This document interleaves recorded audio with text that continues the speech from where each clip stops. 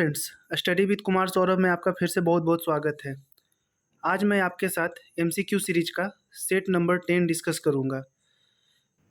जैसा कि मैं आपको पहले ही बता चुका हूं कि मेरा यह सीरीज रेलेवेंट है upcoming BPSC exam, CDPO exam, MPPSC exam, UPPSC exam and other state public service commission exam.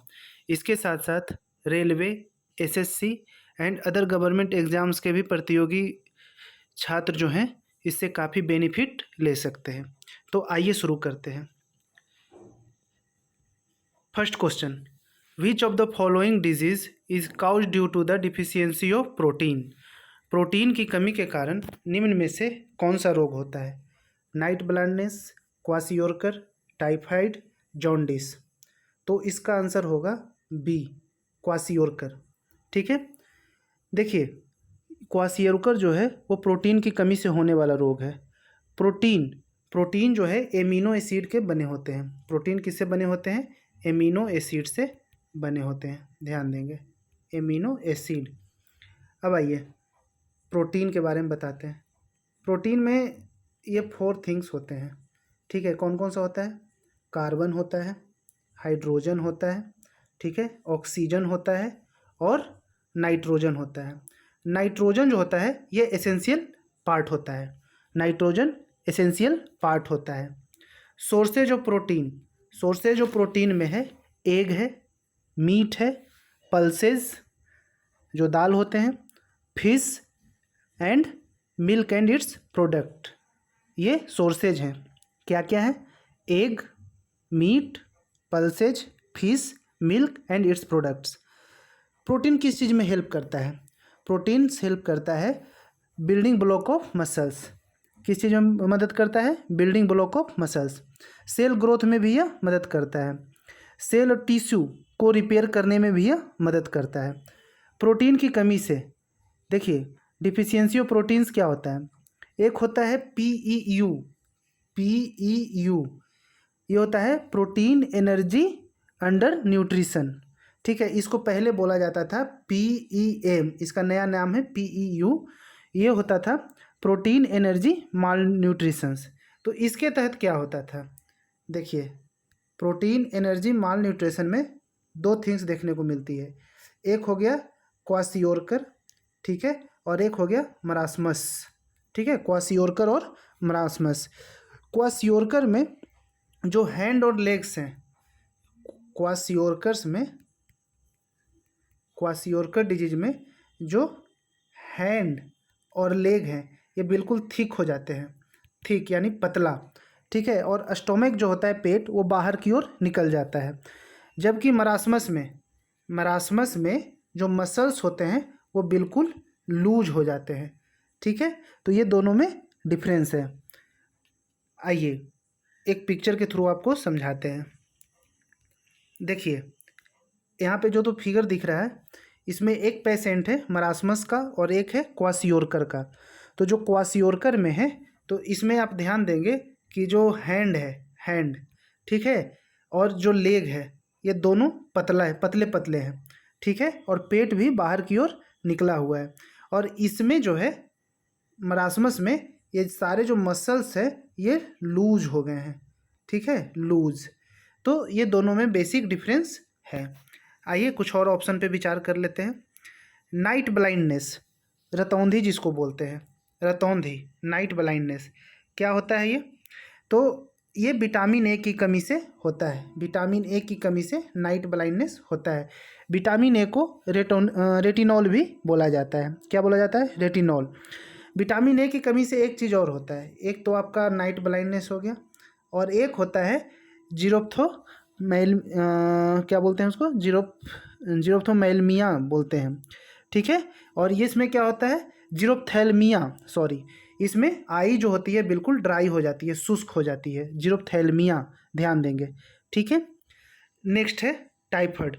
Typhoid जो है ये साल्मोनेला टाइफी नामक बैक्टीरिया से होता है। ध्यान देंगे, साल्मोनेला टाइफी नामक बैक्टीरिया से होती है। क्वेश्चन ऐसे पूछ देगा कि ये जो टाइफाइड है ये वायरस से होती है, बैक्टीरिया से होती है? तो बैक्टीरिया से होती है, ध्यान देंगे। और कैसे होती है? तो ड्यू टू कॉन्टामिनेटेड फूड और वाटर, दूषित खाने और दूषित पानी से इस टाइफाइड रोग होता है। ठीक है, ध्यान देंगे। एक है जॉन्डिस। जॉन्डिस क्या है? तो ब्लड में जब बहुत ज़्यादा बिलीरुबिन हो जाता है, ब्लड में जब बहुत ज़्यादा बिलीरुबिन हो जाता है तो ये रोग होती है। ये रोग किस में होती है? आरबीसी में होती है, रेड ब्लड सेल्स में होती है। तो इस क्वेश्चन से आपको इतनी जानकारी मिलती है। ठीक है, नेक्स्ट।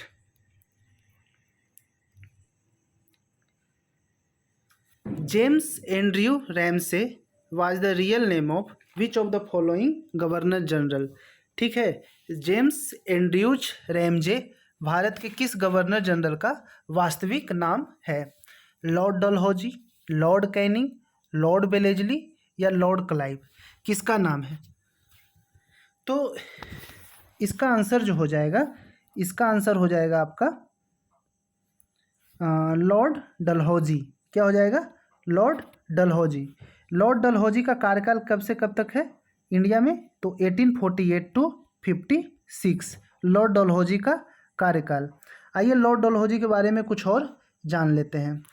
देखिए, लॉर्ड डलहौजी जो थे, लॉर्ड डलहौजी, ठीक है, वह अवध के नवाब बाजिद अली शाह पर कुशासन का आरोप लगाकर अवध को अंग्रेजी राज में विलय कर लिया था। कब किया था? तो 13 फरवरी 1856 को, डेट याद रखेंगे। अवध को हड़प लिया था कुशासन का आरोप लगाकर, ध्यान देंगे।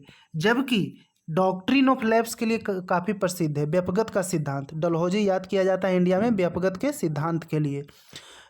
व्यपगत के सिद्धांत के अंतर्गत यह सबसे पहले सतारा को कैप्चर कर लिया था, हड़प लिया था। कब? तो 1848 में। क्वेश्चन पूछता है कि डॉक्ट्रिन ऑफ लैप्स के तहत डलहौजी ने किस राज्य को अंग्रेजी राज्य में मिलाया? तो सबसे पहले सतारा को मिलाया 1848 में। उसके बाद किसे मिलाया? उसके बाद जैतपुर और संभलपुर को मिलाया, जैतपुर और संभलपुर को, इसको 1849 में मिलाया। फिर बघाट को मिलाया, बघाट को 1850 में, बघाट को, ठीक है। फिर उदयपुर को मिलाया 1852 में, उदयपुर को। फिर काफ़ी इम्पोर्टेंट है, झांसी को 1853 में मिलाया। झांसी को कब मिलाया? 1853 में। और नागपुर को मिलाया 1854 में, नागपुर को 1854 में मिलाया। और ये एक और करौली को 1855 में यह मिलाया।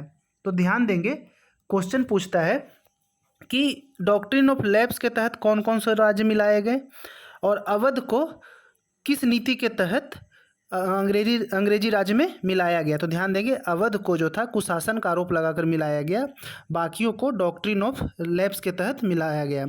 एक चीज़ और ध्यान देंगे, भारत में रेल निर्माण की दिशा में प्रथम प्रयास लॉर्ड डलहौजी द्वारा ही किया गया था। जो प्रथम रेलवे लाइन था, प्रथम रेलवे लाइन, ठीक है, प्रथम रेलवे लाइन 1853 में बिछाया गया। 1853 में कहाँ से कहाँ तक? तो बम्बई से थाने, बम्बई से थाने के बीच में बिछाया गया था। रेल यात्रा का प्रारंभ, रेल यात्रा का प्रारंभ ग्रेट इंडियन पेनिनसुला रेलवे द्वारा किया गया। किसके द्वारा किया गया? ग्रेट इंडियन पेनिनसुला रेलवे के द्वारा किया गया। मैं ये जो कुछ भी बोल रहा हूँ काफ़ी इंपॉर्टेंट है एग्जाम के दृष्टिकोण से। भारत में रेलवे के विकास का मुख्य उद्देश्य क्या था? तो भारत में रेलवे का मुख्य उद्देश्य यह था कि जो रॉ मटेरियल थे उसे देश के इंटरनल पार्ट्स में और बोल सकते हैं बंदरगाहों तक ले जाने में आसानी होती थी, इसलिए इसे रेलवे लाइन बिछाया। ऐसा नहीं कि ये इंडियंस के भलाई के लिए किया था, ये अपनी भलाई के लिए कर रहा था। और इसलिए भी मतलब एक चीज़ और, रेलवे का सर्वाधिक विस्तार, एक क्वेश्चन और पूछता है, कहीं कंफ्यूज मत हो जाइएगा। जो रेलवे प्रथम रेलवे लाइन जो था वो लॉर्ड डलहौजी के समय बिछाया गया था, लेकिन एक क्वेश्चन पूछता है कि रेलवे का सर्वाधिक विस्तार किसके समय हुआ? तो रेलवे का सर्वाधिक विस्तार लॉर्ड कर्जन के समय हुआ। किसके समय हुआ? लॉर्ड कर्जन के समय। इसके समय में 1900 ईस्वी के आसपास रेलवे का सर्वाधिक विस्तार हुआ था। डलहौजी के बारे में बोला जाता है कि ब्रिटिश भारतीय राज्य का अंतिम प्रमुख विस्तार डलहौजी के समय ही हुआ था। डलहौजी ने पब्लिक वर्क्स डिपार्टमेंट की भी स्थापना की थी, लेकिन डलहौजी से पहले जो सार्वजनिक निर्माण का कार्य एक सैनिक बोर्ड पर था।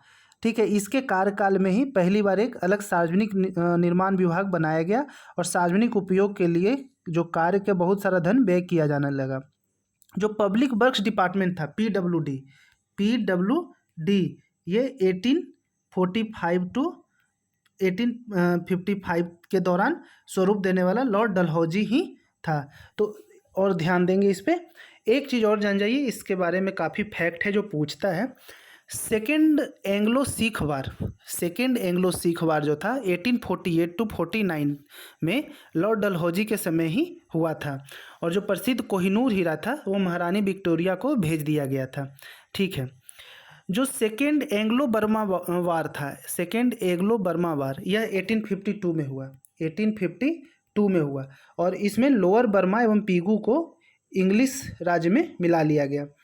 डलहौजी ने सिक्किम के 2 अंग्रेज डॉक्टरों के साथ मिसबिहेव का आरोप लगाकर 1850 में, ध्यान देंगे, 1850 में सिक्किम पर भी अधिकार कर लिया। 1852 में एक इनाम कमीशन का जिक्र मिलता है, 1852 में एक इनाम कमीशन का जिक्र मिलता है। ठीक है, इसका उद्देश्य भूमिकर रहित जागीरों का पता करके उन्हें छीनना था। आपको पहले ही बता दिए कि डलहौजी का शासनकाल जो है डॉक्ट्रिन ऑफ लैप्स के लिए प्रसिद्ध है।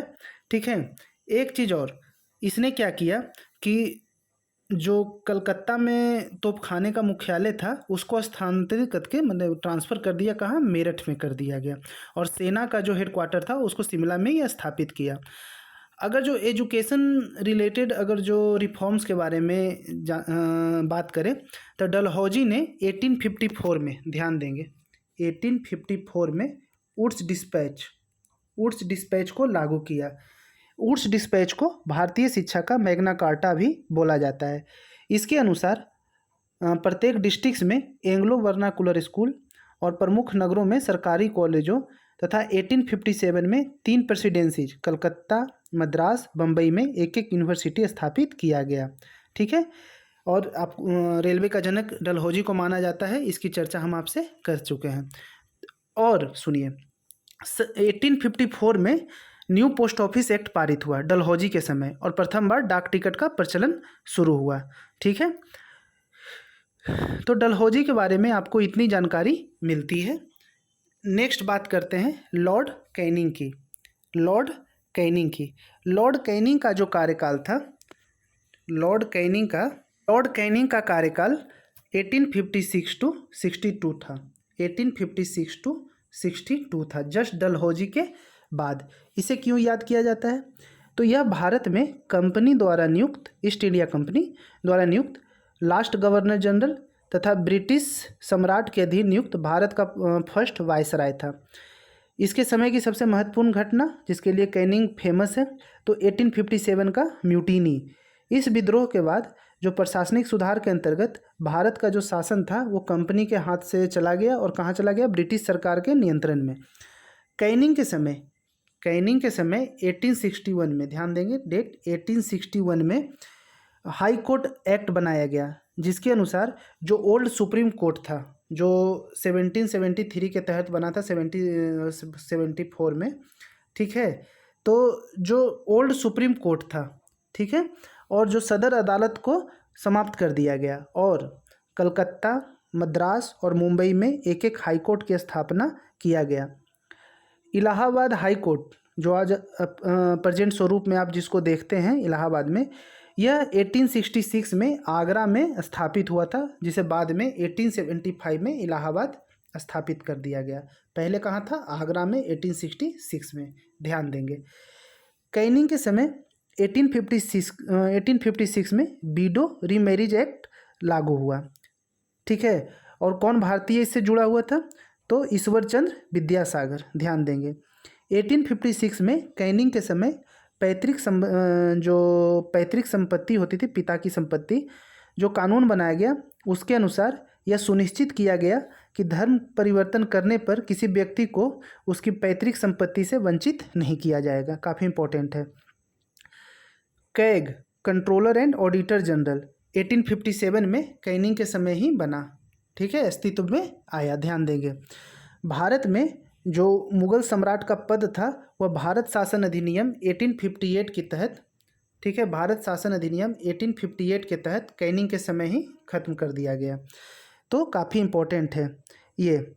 और ये सबसे ज़्यादा इम्पोर्टेंट है कि जो डलहौजी का डॉक्ट्रिन ऑफ लैप्स था, इस पॉलिसी को यह खत्म कर दिया।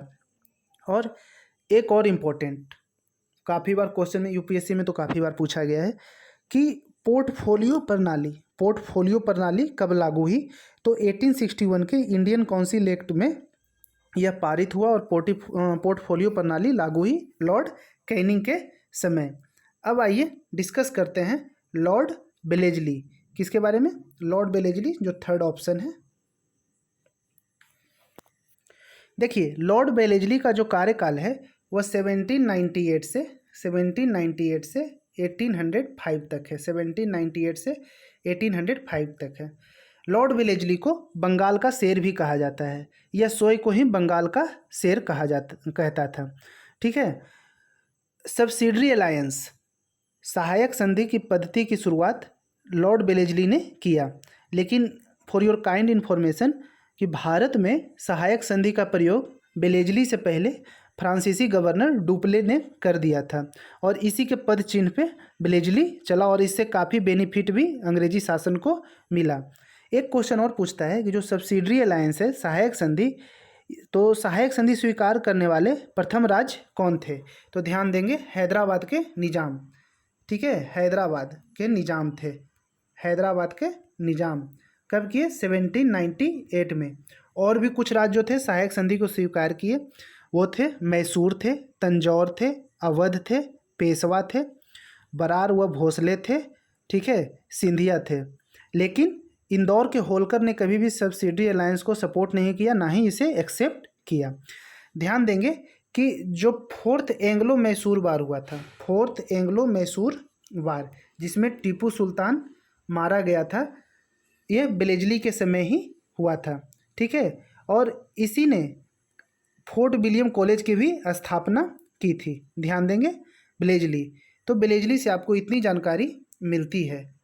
अब डिस्कस करते हैं हम लोग लॉर्ड क्लाइव। टेनर में बांटा गया है। एक था इसका 1757 to 60 और एक कार्यकाल था 1765 to 67। काफ़ी इंपॉर्टेंट है, ध्यान देंगे। देखिए, क्लाइव क्यों फेमस था?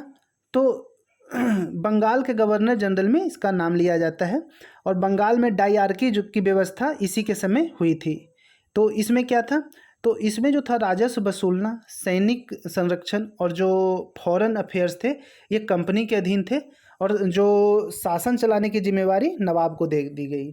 मतलब इसमें ये किया गया कि जो भी मतलब कि पोर्टफोलियो, क्रीमी पोर्टफोलियो था, उसे अपने पास ये रखा, अब बाकी जितना भी बेकार था, हेल्थ वगैरह था, वो सब दे दिया गया वहाँ के नवाब के पास। इसने मुग़ल सम्राट शाह आलम द्वितीय को, जो इलाहाबाद की द्वितीय संधि कब हुई थी? 1765 में। इसके तहत कंपनी के संरक्षण में इसे ले लिया था। ठीक है। रॉबर्ट क्लाइव एक चीज़ के लिए और फेमस है। ठीक है, किसके लिए फेमस है? तो इसने बंगाल के समस्त क्षेत्र के लिए 2 उप दीवान नियुक्त किए थे। तो इसमें ध्यान देंगे बिहार के पॉइंट ऑफ व्यू से कि बिहार के लिए इसने राजा सिताब राय, बिहार के लिए राजा सिताब राय को किए थे, सिताब राय को, और बंगाल के लिए इसने किसे किया था? मोहम्मद रजा खां का। ध्यान देंगे। तो इस क्वेश्चन से आपको इतनी जानकारी मिलती है। Next, first women's university in Mumbai was the result of the effort of, निम्न में से किसके सतत प्रयत्नों से बम्बई में प्रथम महिला विश्वविद्यालय की स्थापना हुई? तो राजा राम मोहन राय, डीके कर्वे, बाल गंगाधर तिलक या मदन मोहन मालवीय? तो इसका आंसर है डीके कर्वे, बी ऑप्शन है। देखिए, डीके कर्वे का पूरा नाम जो है वो धोंडू केशव कर्वे था। क्या था? धोंडू केशव कर्वे। यह एक इंडियन सोशल रिफॉर्मर थे, इंडियन सोशल रिफॉर्मर थे। और यह किस चीज़ के काउज को सपोर्ट किए? तो बीडो रीमैरिज एंड वोमेन्स एजुकेशन। ध्यान देंगे, बीडो रीमैरिज और वोमेन्स एजुकेशन के लिए ये काफ़ी बढ़ चढ़कर हिस्सा लिए। ठीक है। इन्होंने बीडो रीमैरिज एसोसिएशन फाउंड किया। क्या फाउंड किया? Window remarriage association. 1896 में इन्होंने पूना में एक विडो होम की स्थापना की। इनका ऑब्जेक्ट क्या था? Giving high cast window and interest in life by providing them jobs and making them self supporting. ठीक है, विधवाओं के लिए इन्होंने काफ़ी काम किया। इसके अलावा 1916 में यह इंडियन वुमेन्स यूनिवर्सिटी जो था सेटअप किए। कहाँ किए? बॉम्बे में। ध्यान देंगे, इंडियन वुमेन यूनिवर्सिटी बॉम्बे में। इनको 1958 में भारत रत्न से नवाजा गया, 1958 में। तो इस क्वेश्चन से आपको इतनी जानकारी मिलती है। डिस्कस करते हैं। राजा राम मोहन राय को राजा की उपाधि अकबर द्वितीय ने दिया था। राजा राम मोहन राय जो थे उन्होंने कुरान की शिक्षा पटना में ली थी। ठीक है, राजा राम मोहन राय ने ब्रह्म समाज की स्थापना 1828 में की थी। ब्रह्म समाज से पहले इन्होंने आत्मीय सभा की स्थापना 1850 में किया था। राजा राम मोहन राय को फादर ऑफ इंडियन रेनेसांस कहा जाता है। भारतीय जागृति का जनक कहा जाता है, पिता कहा जाता है। और इन्हें किन किन नामों से पुकारा जाता है? तो पैगंबर of Indian nationalism, bridge between past and future, father of modern India, first modern man and युगदूत, ये सारे राजा राम मोहन राय को कहा जाता है। तो इस क्वेश्चन से आपको इतनी जानकारी मिलती है। बाल गंगाधर तिलक के बारे में आप जानते हैं कि एक गर्म दल के नेता थे। लखनऊ अधिवेशन 1960 में, 1916 में हुआ था लखनऊ अधिवेशन। ठीक है, लखनऊ पैक्ट बोला जाता है। तो इसमें इन्होंने एक नारा दिया था, स्वराज मेरा जन्मसिद्ध अधिकार है और मैं इसे लेकर रहूँगा। इनकी मृत्यु 1 अगस्त 1920 को हो गई थी, जिस दिन असहयोग आंदोलन शुरू हुआ था। ठीक है, इन्होंने महाराष्ट्र में गणेश उत्सव और शिवाजी उत्सव भी प्रारंभ किया। ठीक है, मदन मोहन मालवीय ठीक थे, बनारस हिंदू यूनिवर्सिटी के स्थापना की थी इन्होंने। और ये सबसे ज़्यादा प्रसिद्ध हुए थे जब पूना पैक्ट पे महात्मा गांधी की ओर से इन्होंने उस पर हस्ताक्षर किया था। ध्यान देंगे, महात्मा गांधी ने उस पर हस्ताक्षर नहीं किया था, उनके जगह as a representative Madan Mohan Malaviya ने हस्ताक्षर किया था। तो इस क्वेश्चन से आपको इतनी जानकारी मिलती है। नेक्स्ट क्वेश्चन है मैच द फॉलोइंग। ठीक है, मैच द फॉलोइंग, एक तरफ आपको टाइप्स ऑफ लैंड दिया गया है और दूसरी तरफ उसका मीनिंग दिया हुआ है। परती क्या होता है?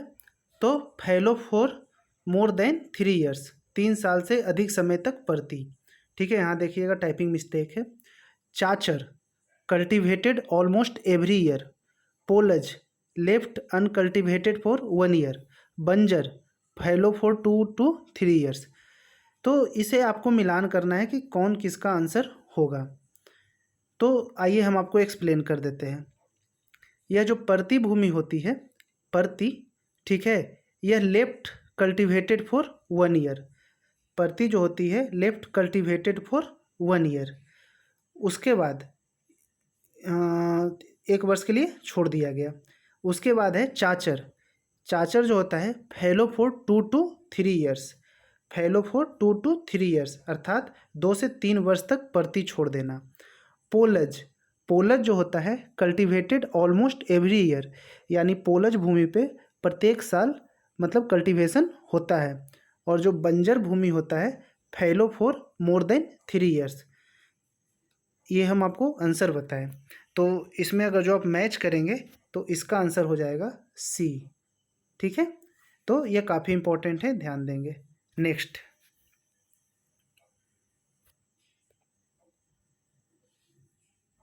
Work has been ensured in the constitution as one of the, समान कार्य के लिए समान वेतन भारतीय संविधान में निम्न में से किस एक में सुनिश्चित किया गया है?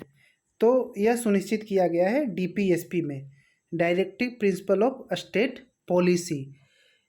यह जो है डायरेक्ट डीपीएसपी का जो आर्टिकल जो है आर्टिकल, ठीक है, 39D में इसे सुनिश्चित किया गया है। ध्यान देंगे, ये क्या बोलता है? Equal pay for equal work for both men and women.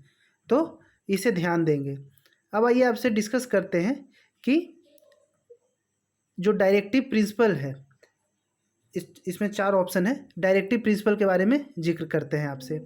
तो डायरेक्टिव प्रिंसिपल जो है, इसका जिक्र इंडियन कॉन्स्टिट्यूशन में आर्टिकल 36 to 51 तक है, पार्ट 4 में। और इसे कहाँ से लिया गया है? तो it is borrowed from the constitution of Ireland. Directive principle कहाँ से लिया गया है? आयरलैंड से। और कहाँ से कहाँ तक जिक्र है? 36 to 51। जो डायरेक्टिव प्रिंसिपल है, इसका क्लासिफिकेशन 3 पार्ट्स में किया गया है। अर्लियर वीडियो में भी मैं आपके साथ इसके सारे सेक्शंस को जिक्र कर चुका हूँ। फर्स्ट जो है वह है जो DPSP है, इसका क्लासिफिकेशन 3 भाग में किया गया है। फर्स्ट जो है सोशलिस्टिक प्रिंसिपल है, सेकंड जो है गांधीयन प्रिंसिपल है, और जो थर्ड है वह लिबरल इंटेलेक्चुअल प्रिंसिपल है। कौन कौन सा है? सोशलिस्टिक प्रिंसिपल, गांधीयन प्रिंसिपल और लिबरल इंटेलेक्चुअल प्रिंसिपल। जो सोशलिस्टिक प्रिंसिपल है, इसमें कौन कौन से आर्टिकल फॉल करते हैं? तो article 38, article 39, article 39A, article 41, article 42, article 43, article 43A और article 47।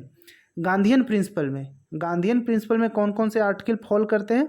Article 40, article 43, article 43B, article 46, article 47, article 48। एक है लिबरल इंटेलेक्चुअल प्रिंसिपल्स, इसमें कौन कौन से आर्टिकल फॉल करते हैं? आर्टिकल 44, आर्टिकल 45, आर्टिकल 48 और आर्टिकल 49, आर्टिकल 50, आर्टिकल 51। तो ध्यान देंगे, यह एडेड किया गया था। जो DPSP है वो इंडियन कॉन्स्टिट्यूशन में ऐड किया गया था 42nd कॉन्स्टिट्यूशनल अमेंडमेंट एक्ट 1976। ठीक है, तो ध्यान देंगे। फंडामेंटल राइट्स का जो जिक्र है वो आर्टिकल 12 to 35 में है। 12 to 35 में है। इसे USA के कॉन्स्टिट्यूशन से बोरो किया गया है। और कौन कौन से फंडामेंटल राइट्स होता क्या है? तो फंडामेंटल राइट्स जो है एक बेसिक ह्यूमन राइट्स है जो इंश्राइंड है in the constitution of India, which are guaranteed to all citizens. ध्यान देंगे, गारंटीड टू ऑल सिटीजन्स। ठीक है, ये फंडामेंटल राइट्स को फंडामेंटल राइट्स क्यों कहते हैं? Why are they called fundamental rights? तो actually these rights called fundamental rights because of 2 reasons, 2 reason से ध्यान देंगे। फर्स्ट रीजन्स क्या है? They are enshrined in the constitution which guarantees them. और सेकेंड रीजन ये है कि दे आर जस्टिसिएबल, ठीक है, enforceable by court, you can say. In case of violation a person can approach a court of law. अब आइए list of fundamental rights का जिक्र करते हैं। तो आप जानते हैं कि there are 6 fundamental rights of Indian constitution. ठीक है, कौन कौन सा है? तो फर्स्ट है right to equality, article 14 to 18। Next है right to freedom, article 90 to 22। Third है राइट अगेंस्ट एक्सप्लॉयटेशन, यह है आर्टिकल 23 and 24। जो फोर्थ नंबर है right to freedom of religion, यह आर्टिकल 25 to 28 है। फिफ्थ नंबर जो राइट है वह है cultural and educational rights, article 29 to 30। ठीक है, और जो लास्ट है राइट टू कॉन्स्टिट्यूशनल रिमेडीज, ठीक है, यह आर्टिकल 32 है। आर्टिकल 32 को भीमराव अंबेडकर ने भारतीय संविधान का हृदय और आत्मा कहा था। इस क्वेश्चन से आपको इतनी जानकारी मिलती है। Next, fundamental duties. ठीक है, फंडामेंटल ड्यूटीज क्या है? तो फंडामेंटल ड्यूटीज सबसे पहले आपको बता दें कि इसे रसिया के कॉन्स्टिट्यूशन से बोरो किया गया है और इसका जिक्र जो है पार्ट 4A में है, पार्ट 4A में। और इसे 42nd कॉन्स्टिट्यूशनल अमेंडमेंट एक्ट 1976 में किसके रिकमेंडेशन पे शामिल किया गया था? तो स्वर्ण सिंह कमेटी के रिकमेंडेशन पे शामिल किया गया था। और एक चीज़ और ध्यान दीजिएगा कि ओरिजिनली 10 जो थे फंडामेंटल ड्यूटीज़ था, 11वां जो फंडामेंटल ड्यूटीज़ है वह 86th कॉन्स्टिट्यूशनल अमेंडमेंट एक्ट 2002 में शामिल किया गया। और ये 11 जो फंडामेंटल ड्यूटीज़ है इसका जिक्र आर्टिकल 51A में है, आर्टिकल 51A में है। ध्यान देंगे, इस क्वेश्चन से आपको इतनी जानकारी मिलती है। Next, consider the following statement. यह स्कीम से क्वेश्चन है और आज के समय में ट्रेंड है कि स्कीम से क्वेश्चन पूछे जाते हैं और यह स्टेटमेंट फॉर्म में दे दिया जाएगा और आपसे पूछा जाएगा इनमें से कौन सही है। तो ध्यान देंगे। Prime minister Kisan Samman Nidhi is a central sector scheme with 100% funding from the government of India. ठीक है, तो फर्स्ट सही है, यह 100% फंडिंग फ्रॉम द इंडिया है और वर्ड पे ध्यान दीजिएगा, सेंट्रल सेक्टर स्कीम है। ठीक है, यह जो है भारत सरकार द्वारा दी जाने वाली 100% वित्त पोषित एक केंद्रीय योजना है। ध्यान देंगे, फर्स्ट सही है। सेकंड, फर्स्ट सही हो गया। अब सेकंड के बारे में डिस्कस करते हैं। सेकंड है, under this financial assistance of ₹6,000 per year will be provided to small and marginal farmers. देखिए, पहले जब आया था तो यह स्मॉल एंड मार्जिनल फार्मर्स के लिए था, लेकिन अब सारे किसानों के लिए लागू कर दिया गया है। तो पहले के अनुसार सेकंड भी सही है, लेकिन अब जो है सारे किसानों के लिए लागू हो गया है। इस योजना के अंतर्गत लघु व सीमांत किसानों को सालाना 6,000 रुपये की वित्तीय सहायता प्रदान की जाएगी। सही है। The definition of family for the scheme is husband, wife and minor children. तो यहाँ तीनों के तीनों स्टेटमेंट सही है, तो इसका आंसर हो जाएगा डी। ठीक है, कौन सा आंसर हो जाएगा? डी। जो प्रधानमंत्री किसान निधि है, इसे बोला जाता है पीएम किसान। प्रधानमंत्री किसान निधि को बोला जाता है पीएम किसान। ठीक है, it is a central sector scheme. एक सेंट्रल सेक्टर होता है, एक सेंट्रल स्पॉन्सर्ड होता है। तो वर्ड पे ध्यान दीजिएगा, सेंट्रल सेक्टर स्कीम है with 100% funding from the government of India. Under this scheme income support of ₹6,000 per year is providing to all farming families across the country in 3 equal installment. ध्यान दीजिए, 3 instalment में 2-2 हज़ार रुपया दिया जाएगा, total 6,000 रुपया की राशि दी जाएगी। ठीक है, काफ़ी इंपॉर्टेंट है। इन एवरी 4 मंथ, ठीक है, 4 महीने के अंतराल पे। इस स्कीम में फैमिली को डिफाइन किया गया है कि फैमिली में कौन कौन से मेंबर रहेंगे, तो हस्बैंड, वाइफ और minor children. The entire responsibility of identification of beneficiary farmer families rest with the state और यूटी गवर्नमेंट्स। अब ये आइडेंटिफाई करना कि कौन बेनिफिशियरी फार्मर है, इसकी जिम्मेदारी जो वहाँ के राज्य सरकार होंगे या जो केंद्र शासित प्रदेश के सरकार होंगे उन पे डिपेंड करता है। The funds are directly transfer to the bank accounts of the beneficiary. DBT सुने होंगे, डायरेक्ट बेनिफिट ट्रांसफ़र, यानी बीच में कोई भी मिडिल मैन नहीं रहेगा। जितना भी पैसा भेजा जाएगा वो बेनिफिशियरी के अकाउंट में जाएगा और भ्रष्टाचार पे लगाम लगेगा। तो काफ़ी इंपॉर्टेंट है, ध्यान देंगे। और यह पूछा जाता है प्रत्येक एग्जाम में, ये क्वेश्चन पूछा गया है प्रत्येक एग्जाम में, ध्यान देंगे। Next, consider the following. Atal pension scheme क्या है? Atal pension Yojana pension scheme for organise sectors worker.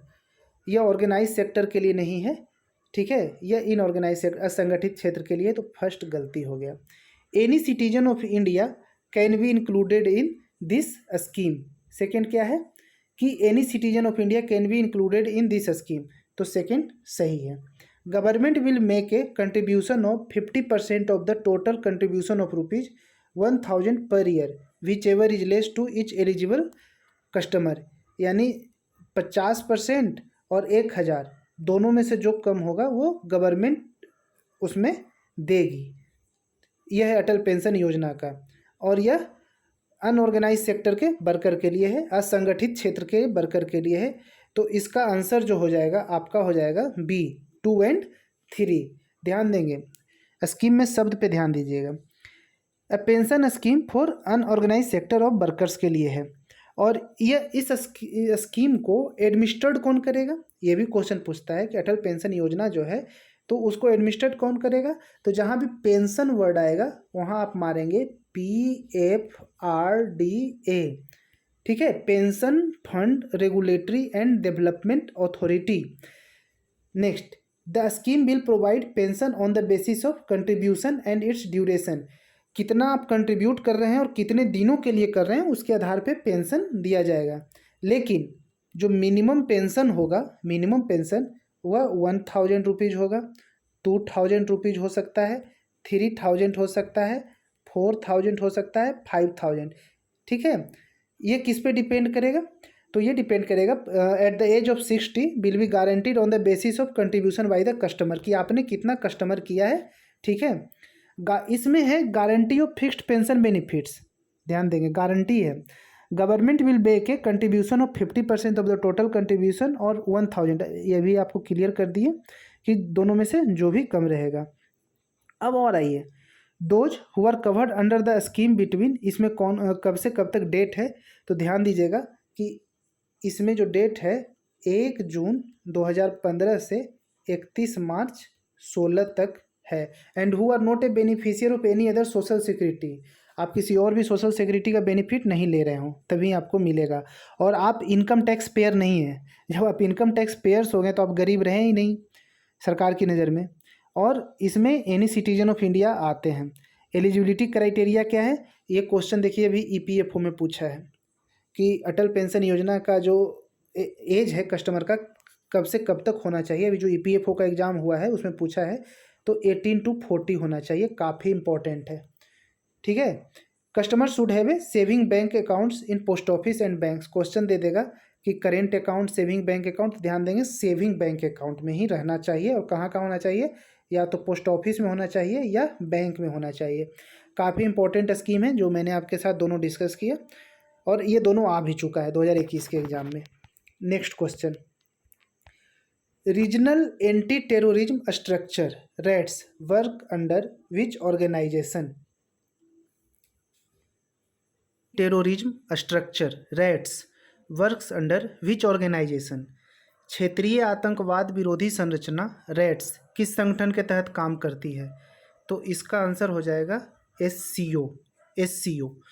The regional anti terrorist structure rates is a permanent organ of the SCO, यह एससीओ का एक परमानेंट ऑर्गन है। इसका क्या कार्य है, तो it serves to promote cooperation of members state against the 3 evils. ये 3 एविल्स कौन कौन सा है, तो जो 3 एविल्स है, एक है टेररिज्म, एक है सेपरेटिज्म और तीसरा है एक्सट्रीमिज्म। TAC याद रखेंगे, 3 एविल्स के काम करता है। और जो रेट्स है इसका जो हेड क्वार्टर है वह ताशकंद उज्बेकिस्तान में है। कहाँ है, ताशकंद उज्बेकिस्तान में है, ध्यान देंगे उज्बेकिस्तान में। ठीक है, अरे यार ऐसे अचानक मत आ जाया करो यार। तो का हेड क्वार्टर जो है बीजिंग चाइना में है। कहाँ है, बीजिंग चाइना में। एससीओ जो है एक permanent intergovernmental international organisation है और यह 2001 में क्रिएट हुआ था। ध्यान देंगे एससीओ का जो लैंग्वेज है, ऑफिशियल लैंग्वेज, वह रसियन और चाइनीज है, काफ़ी इम्पोर्टेंट है। आइए नेक्स्ट ऑप्शन ब्रिक्स के बारे में जान लें। ब्रिक्स जो है वो एक एक्रोनिम जो है वो 5 इमर्जिंग इकोनॉमिक्स कंट्री जो है उससे बना है। कौन कौन है ये, ब्राज़ील, रसिया, इंडिया, चाइना, साउथ अफ्रीका। सबसे पहले था ब्रिक, ब्राज़ील, रसिया, इंडिया और चाइना। ठीक है, और यह जो वर्ड क्वाइन किया था, यह कि कौन किया था, जिम ओ नील। ब्रिक जो वर्ड था उसे क्वाइन किया था जिम ओ नील। ठीक है, यह गोल्डमैन सैक्स का चेयरमैन था। ठीक है, और 2010 में साउथ अफ्रीका इसमें फॉर्मली ज्वाइन किया और इसका नाम हो गया ब्रिक्स। ब्रिक्स का एक बैंक है new development bank, new development banks, इसे कह सकते हैं आप ब्रिक डेवलपमेंट बैंक्स। इसका जो हेड क्वार्टर है वह भी संघाई चाइना में है। कहाँ है, संघाई चाइना में है। नेक्स्ट आइए नाटो। नाटो का जो हेड क्वार्टर है वो कहाँ है, ब्रुसेल्स में है। नाटो का हेड क्वार्टर कहाँ है, ब्रुसेल्स में। और ब्रुसेल्स कहाँ है, बेल्जियम में है। नाटो भी जो है इंटर गवर्नमेंटल मिलिट्री अलायंसेज है, तो ध्यान देंगे। अब आइए एशियन के बारे में बात करते हैं। एशियन क्या होता है, एशियन का फुल फॉर्म, एशियन का फुल फॉर्म होता है association of south east Asian nation, association of south east Asian nation. ठीक है, हेड क्वार्टर ऑफ एशियन कहाँ है, तो हेड क्वार्टर ऑफ एशियन जो है इंडोनेशिया के जाकर्ता में है। ध्यान देंगे जाकर्ता इंडोनेशिया में है, जाकर्ता में है, जाकर्ता। ठीक है, इंडोनेशिया में है। आइए एशियन के बारे में थोड़ा और एक ब्रीफ व्यू ले लें कि इसमें कौन कौन से कंट्री हैं, मेंबर्स कंट्री हैं। तो आइए जान लेते हैं। थाईलैंड है, फिलीपींस है, मलेशिया है, सिंगापुर है, इंडोनेशिया है, ब्रुनेई है, वियतनाम है, ठीक है, लाओ पीडीआर है, म्यांमार है और कंबोडिया है। तो इस क्वेश्चन से आपको इतनी जानकारी मिलती है। Next, consider the following statement. International law under the NATO agreement. First statement गलत है। It was currently in the news due to it being by the USA against Russia, China, South Korea और Iran. तो यह भी statement गलत है।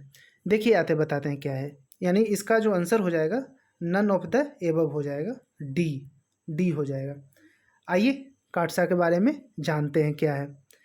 काटसा का जो फुल फॉर्म होता है वह होता है the countering America's adversities through sanction act. ठीक है, यह यूनाइटेड स्टेट्स का एक एक्ट है और यह किसको इम्पोज, यह जो आया है किस पे सैंक्शन लगाया है। तो ध्यान देंगे जो हमने लिख रखा है और जो मैं बता रहा हूँ उस पर ध्यान देंगे क्यों ये गलत हुआ। ईरान, नॉर्थ कोरिया, ठीक है, यहाँ हमने दक्षिण कोरिया लिखा था इसलिए ये गलत हो गया। नॉर्थ कोरिया, ईरान, ठीक है, और रसिया, 3 देश है। ईरान, नॉर्थ कोरिया और रसिया, वहाँ साउथ कोरिया था। यह हाल फिलहाल में न्यूज में रहा। क्यों रहा न्यूज में? तो for imposition of sanctions by USA against countries that engage in significant transactions with the Russians defence and intelligence sector. तो इस क्वेश्चन से आपको इतनी जानकारी मिलती है। नेक्स्ट, निम्न में से कौन सा राष्ट्रपति शासन पद्धति की विशेषता है? ठीक है, क्वेश्चन है विच of the following is a feature of presidential form of government. Fix term stabilises the system, इसमें निश्चित स्थायी कार्यकाल होता है, बिल्कुल सही है। It protects the freedom of people, यह लोगों की स्वतंत्रता की रक्षा करता है, बिल्कुल सही है। It ensures the speedy execution of policies, यह नीतियों का त्वरित निष्पादन सुनिश्चित करता है। तो इसका आंसर हो जाएगा ऑल ऑफ द एबव। ठीक है, देखिए जो रियल एग्जीक्यूटिव होता है प्रेसिडेंशियल गवर्नमेंट में वो प्रेसिडेंशियल होता है, यह हेड ऑफ द स्टेट होता है। और ये जो प्रेसिडेंशियल फॉर्म ऑफ गवर्नमेंट होता है जिसमें प्रेसिडेंट जो होता है डायरेक्टली इलेक्टेड बाय पीपल, वहाँ के जनता द्वारा चुना जाता है। और यह जो है लेजिस्लेचर के प्रति अकाउंटेबल नहीं होता है, ध्यान देंगे। तो इस क्वेश्चन से आपको इतनी जानकारी मिलती है। तो फ्रेंड्स, आज का वीडियो थोड़ा लंबा हो गया है, लेकिन आज के वीडियो में हमने काफ़ी इंपॉर्टेंट क्वेश्चन कवर किया है। यदि आपको वीडियो अच्छा लगता है तो लाइक करें, सब्सक्राइब करें, शेयर करें। Thanks, have a nice day.